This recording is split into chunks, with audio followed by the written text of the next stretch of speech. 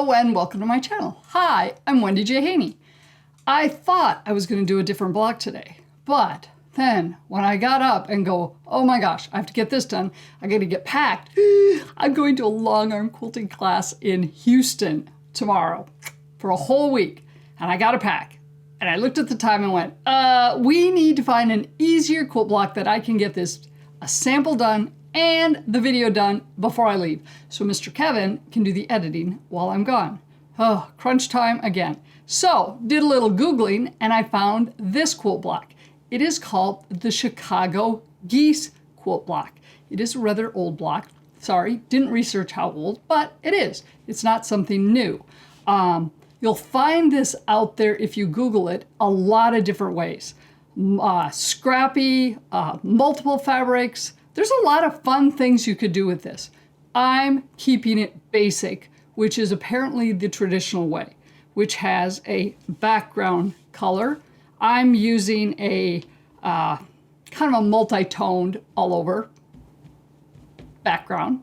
And then your primary flying geese, which I've chosen pink. And then we've got this extra little special geese. And I made him lime green.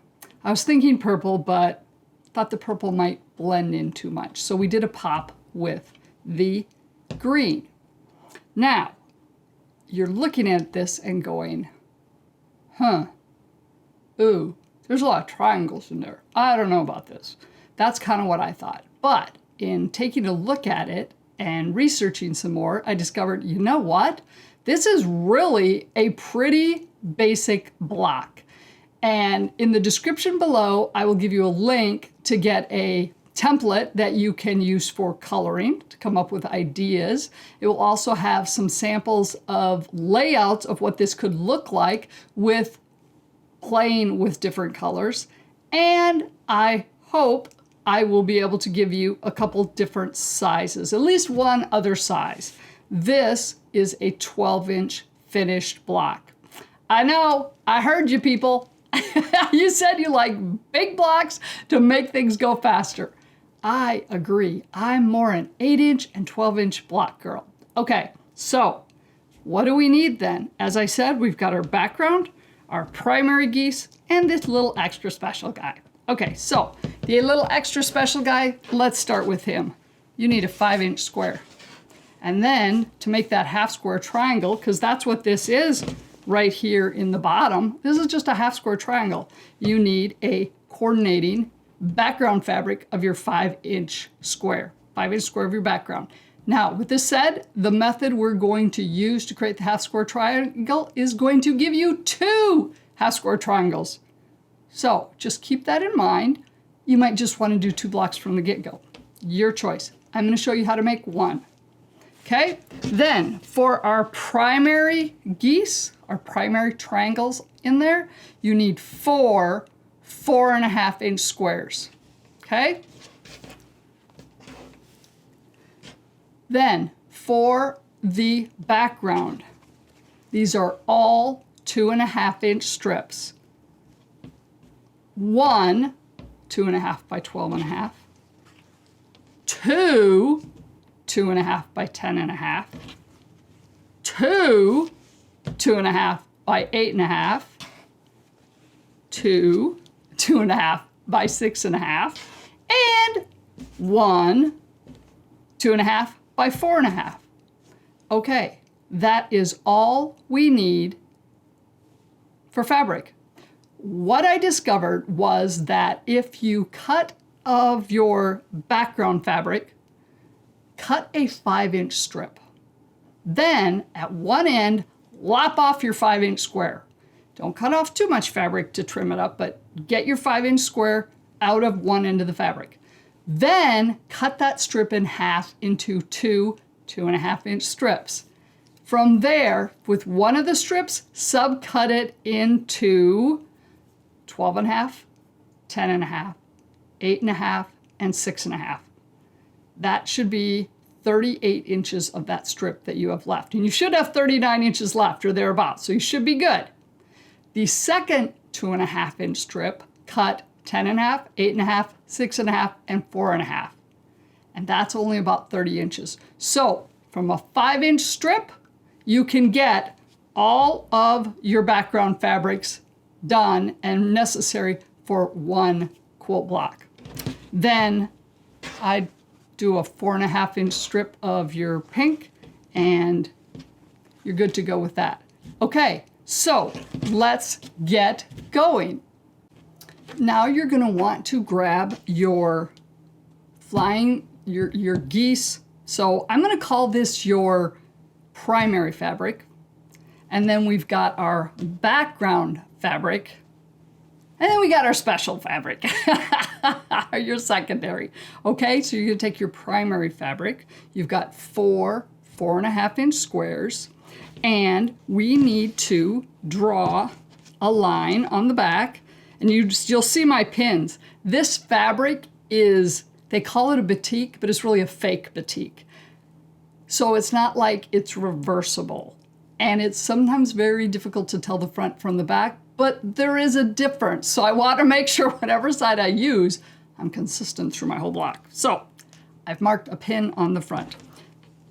So we're gonna mark it corner to corner. I'm just using a good old-fashioned 0.5 mechanical pencil because it is here.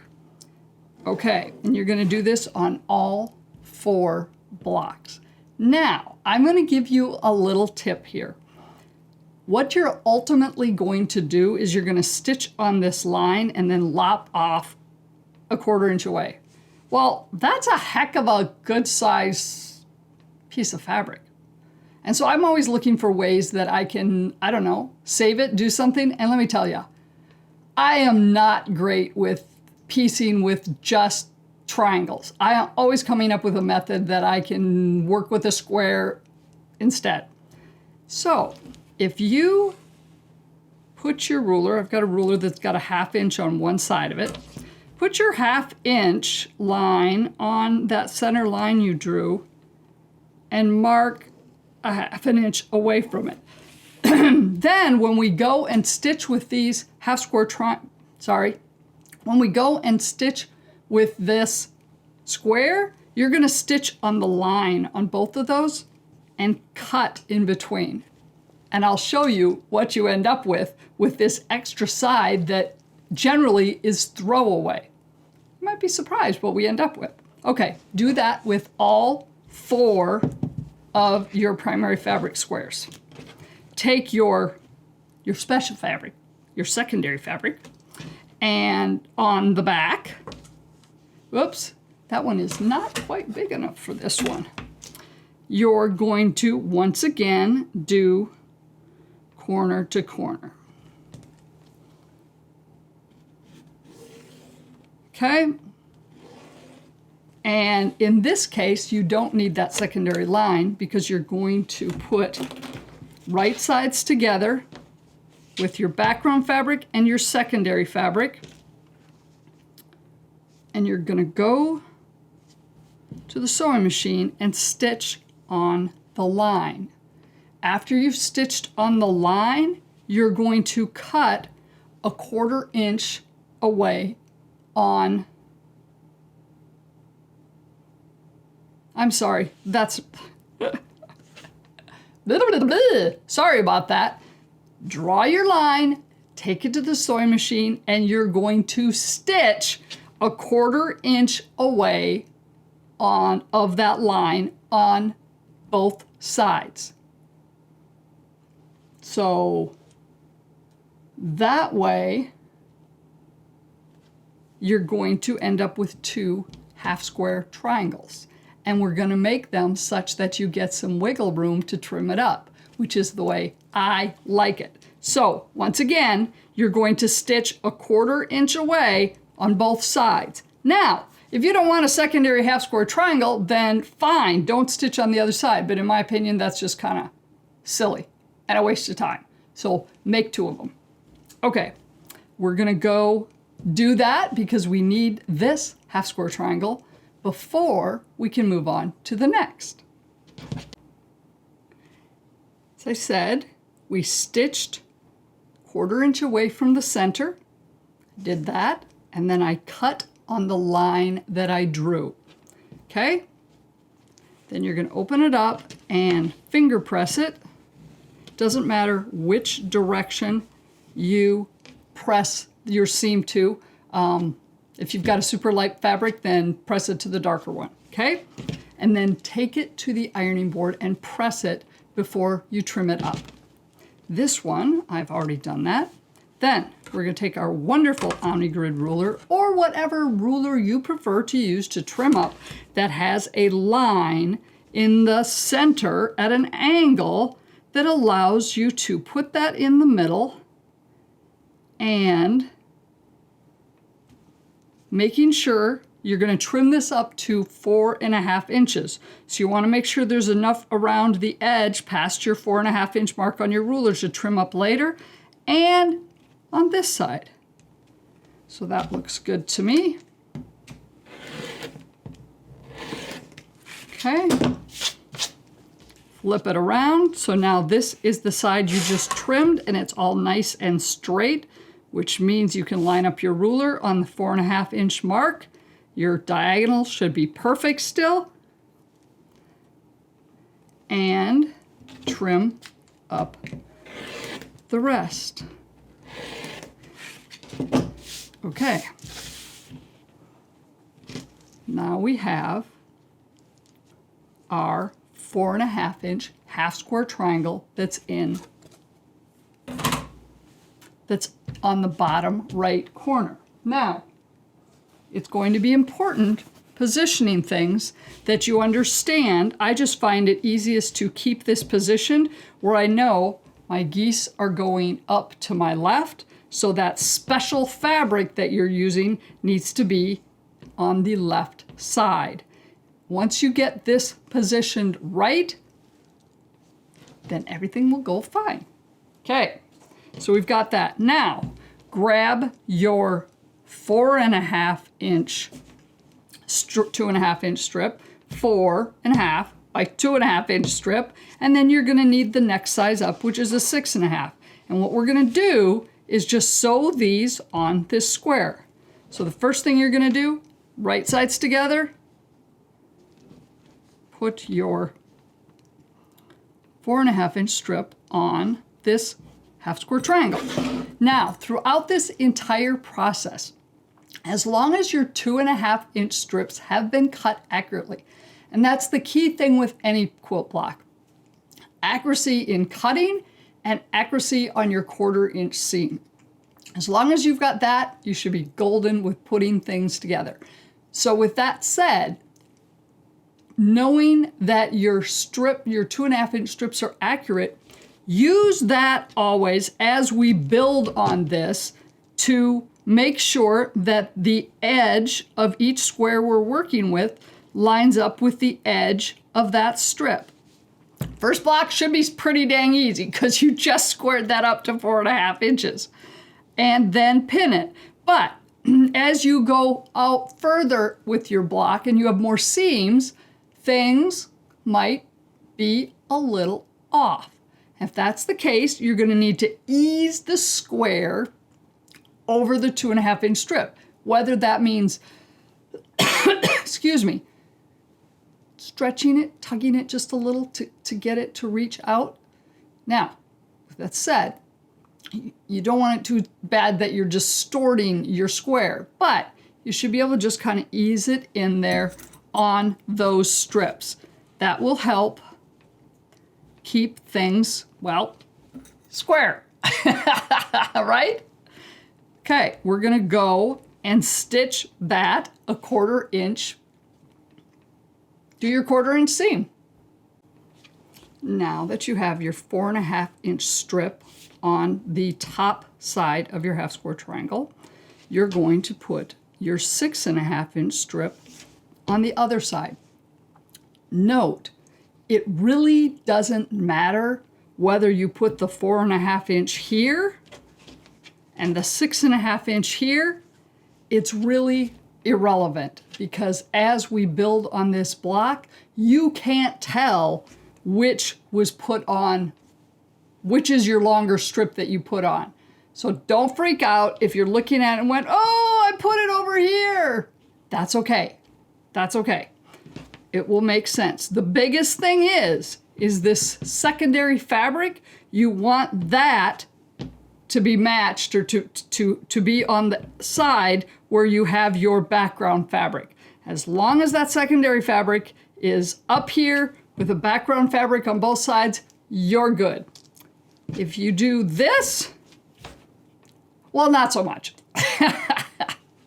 Okay, we're gonna go put that 6.5 inch right sides together on top of our other rectangle.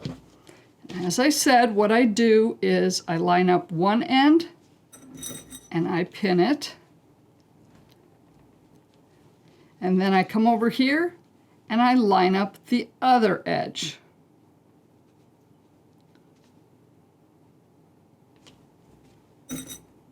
None of us are perfect.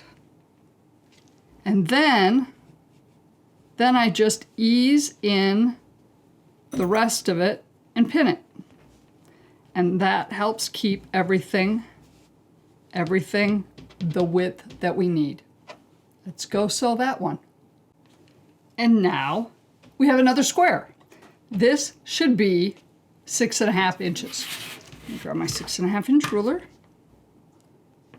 Yup, pretty dang good. If it's not perfect, don't worry. Now, if it's seriously off, at this point in time, you might want to regroup and figure out where the inaccuracy came from. Because if this is off here, you're just going to continue to build on a wonky block. So I'm going to have you check your sizing kind of at each step. And you know what? A lot of times, oh, yeah, I'm a little off right there. Might have been how I cut it or whatever. That's right. We're still fine. Okay? Now, grab one of your primary color squares, your 4.5 inch squares that you marked. You'll notice I actually did mark 2 lines, my corner to corner, and then another line 1/2 inch away, because I'm going to show you by doing that what you end up with if you stitch on both lines. Now, if you love working with triangles, then don't worry about it and just cut it off and you'll have a pretty decent sized triangle here that you can use for something else. Okay, you're gonna put that, once again, I just keep putting this back in front of me in the right perspective where this secondary fabric is in the upper left corner. If you keep doing that, we're gonna build up to your upper left. Okay, put your square on here, squaring it up with the edges of your square. Now, you'll notice here in our block, you've got points here, right there, right there. So we're going to want to try and make sure that we're not lopping off a corner there or there every time we add this onto our square. So what I've done is, you usually can feel it. You can get your finger in there and kind of feel, but you can also kind of, get a pin in there. I just kind of put a pin in there and I lift it up and go, yep, we're gonna be good. We're gonna be good. Okay, so that line should just cross at the corner of the previous triangle. And I'm going to, of course, pin this because we don't want that to shift. Here's another little secret. When you drew this line, depending on how you do it, if you put your ruler corner to corner and then draw that line is ultimately a very, very, very scant towards this side, because your pencil, your marker, and depending on how big your marking pen was, I've kind of quit using the friction pens. They have a fairly significant weight to them. So unless I need to mark something and then be able to iron it off and hide it, I kind of have gotten away from the friction pens. You know what? Seriously, a good mechanical pencil most of the time does the job. It's nice and fine. So if you do that, so then when you stitch, and this time you're stitching on the line, not a 1/4 inch away, you're gonna stitch on the line. And if you did both, stitch on both lines.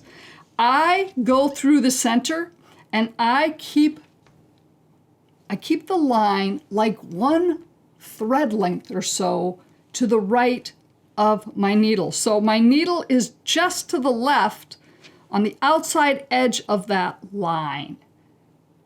It just seems to line up better. And then when you fold this over, that's gonna add some weight. And I feel like it just lines up. It makes me not get into that corner there. So give that a try. You might just need to play with it a little with your machine. And so go and sew on your line, or lines if you did 2 of them like I am. Now that we've got our line or lines stitched, we're going to cut a 1/4 inch away from your center line. Ooh. Now, as you can see, I lopped off this.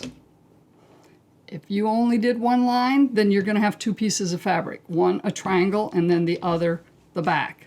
Since I stitched another line, I ended up with this, and I goofed. I wrote on the wrong side of my fabric. Oh well. You'll end up with another 1/2 square triangle, but what's interesting is it's got this itty bitty piece out here. You can trim this up to about 3.75, so I would say trim it up to a 3.5 inch and throw it in your scrap block bins. Might be interesting what you can do with that. Okay, then with this, you're going to press it. I am really not happy with myself for marking on the wrong side of that fabric. I'm gonna have to see if I can get that off. You'll just have to bear with me, sorry. As you can see, I didn't lop off the point of my triangle point there, so I'm happy about this. And this should still be a 6.5 inch square.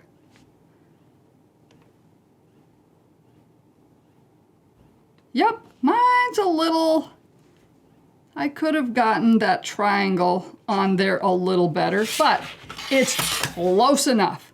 Now, you guessed it, this is now 6.5, so I need a 6.5 inch piece of fabric for the top and an 8.5 inch fabric for the side.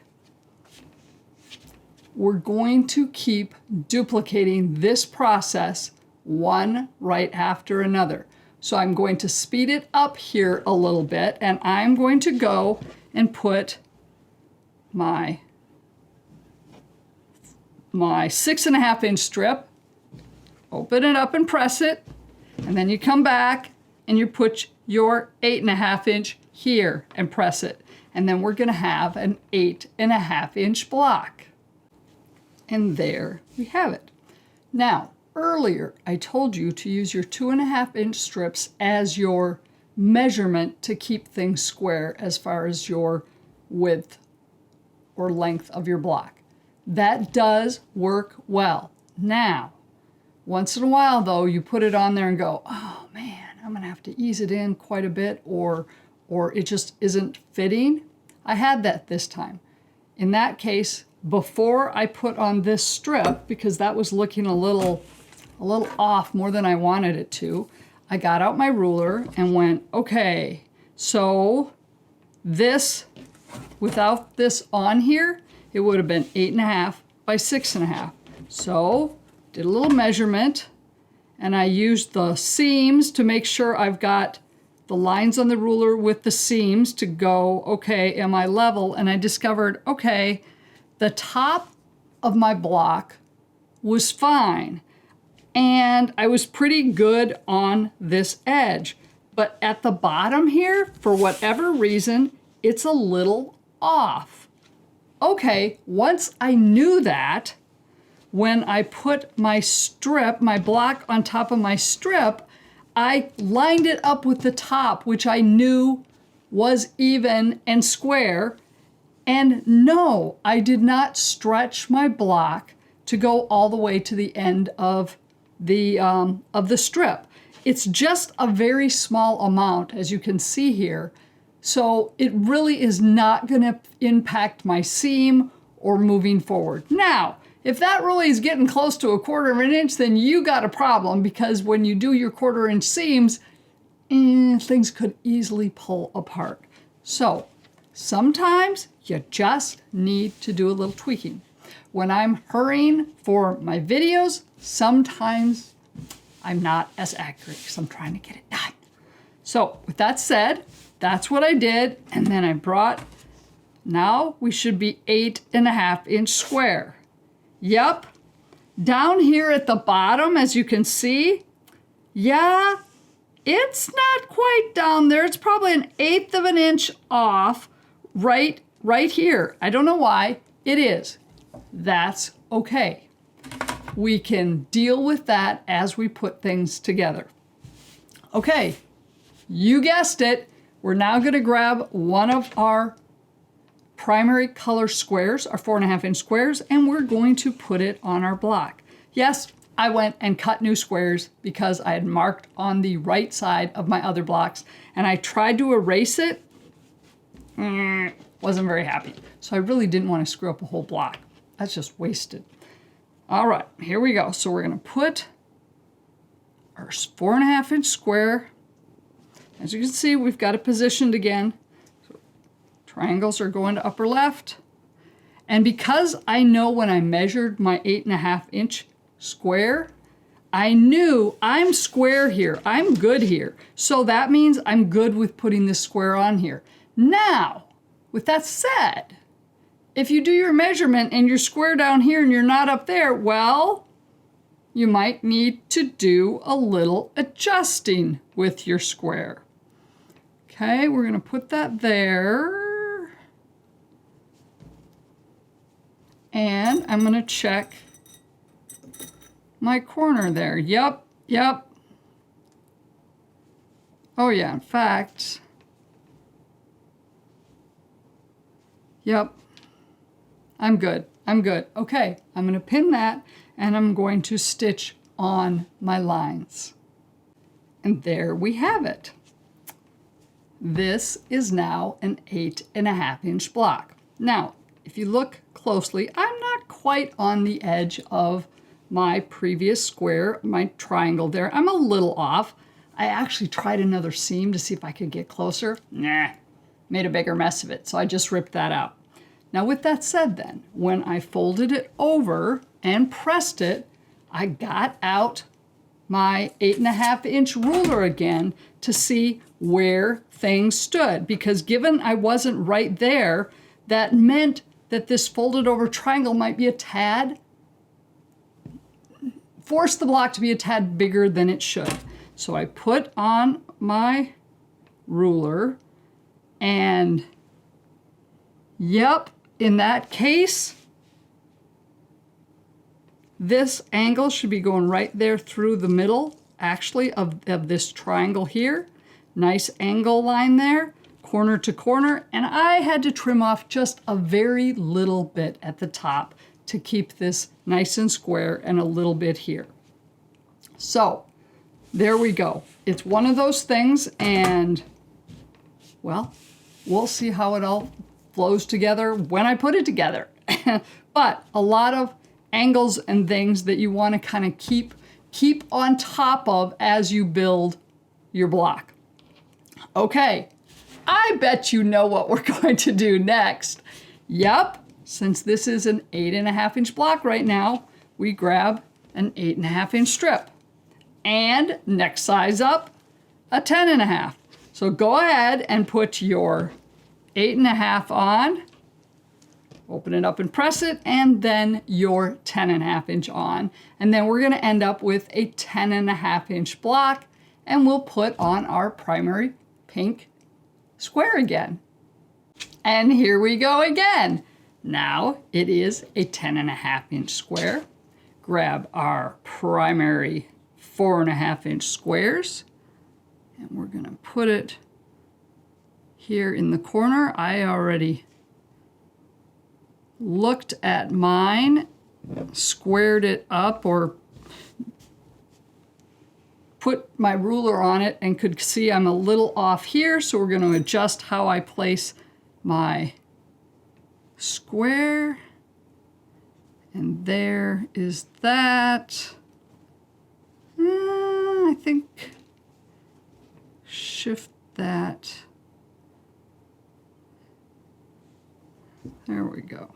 Okay, so we're going to pin that on there, and you know it, stitch on your lines, cut in between, cut a 1/4 inch away from it, and press. And then we're going to look at it again and confirm we still have a nice 10.5-inch square. And there we go again. We are now at a 10.5-inch block. Obviously, at any point in time, if you want to stop and go, oh, that's enough, there you go. So you can have a 10.5-inch block, an 8.5-inch block, or a 6.5-inch block. Now with that said, I suppose you could technically size down it all to smaller strips and smaller triangles, but you know, I really wouldn't do that necessarily. Interesting thought. But there you go. Now, another thing to note, if you're in a position of needing to trim things up, you're going to want to be careful of your trimming so you don't get things kittywampus, because you still have angles. So I needed to do a little trim up. Yep, I'm gonna be honest with you. But as I put this on here, it would have been really easy to go, okay, 10.5, line up that, whack off that. Ooh, wait a minute. You still, my OmniGrid, I love this because it has my 45-degree angle in the middle. So I still want this to be square going angle to angle. So if that means trimming off just a tad here and a tad there, that's okay. So I kind of maneuvered it to get, okay, overall I'm a good 10.5-inch square, and I'm still square. So corner to corner, I still have a solid angle. And my lines are straight with my seams. Keep that in mind as you trim up. Because if you suddenly go, oh yeah, I'm gonna trim up, but you tilt your ruler and you don't have a good, and it's really not square, then you're gonna have a problem when you start piecing things together later. Okay, reposition. You know the drill. We are now at a 10.5 and a 12.5, and then we're gonna put on our triangle. And that is the last one to give us a 12.5-inch block. Yeah. Originally I was thinking that I was gonna give you different sizes to do, and I was gonna size down the whole thing, but I don't think so. I think it's really more of hey, you want a smaller block? Just only do that. So I might play with it in electric quilt though and see how it looks. Okay, let's get her finished up. A 12.5-inch block. Yep, we are at the end. We just need to tack on one more of our triangle, our 4.5-inch square, to get our last triangle on our block, and we are good to go. You know what we're doing. 4.5-inch square in the corner, stitch on your line, chop it off, press it out, and then square it up and make sure it's good. And you'll be good. Voila, we have our 12.5-inch block, unfinished block. Yep, it's kind of cool.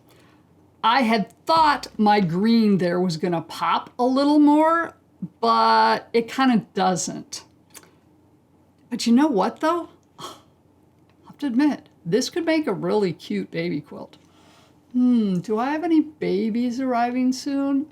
Yes, March, April and June? Oh yeah, gosh, not April, not March, April and June.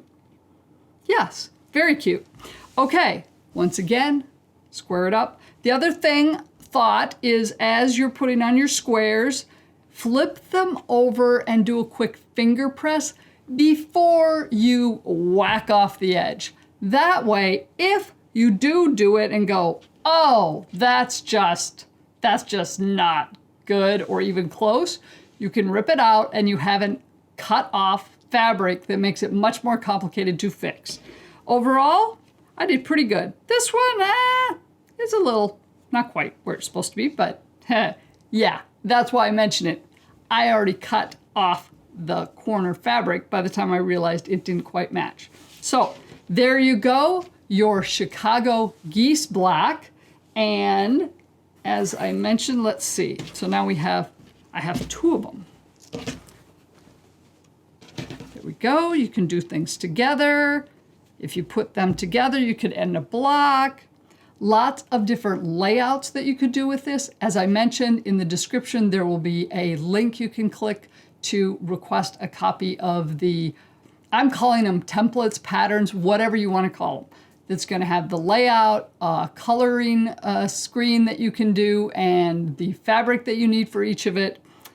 And I will also throw in some designs and stuff so you can get a sense of what it looks like with this layout, which is 3 colors. Your background, your primary, and then our little extra special color for that one triangle there. I've seen it done in a variety of ways with multiple fabrics. So Google it, Chicago Geese block, and I'm sure you will find plenty of thoughts and ideas of using more than 3 fabrics. There you go. Click on the subscribe button and you'll be notified on my next video too. And thank you so much for watching. I appreciate you. Take care and have a great day.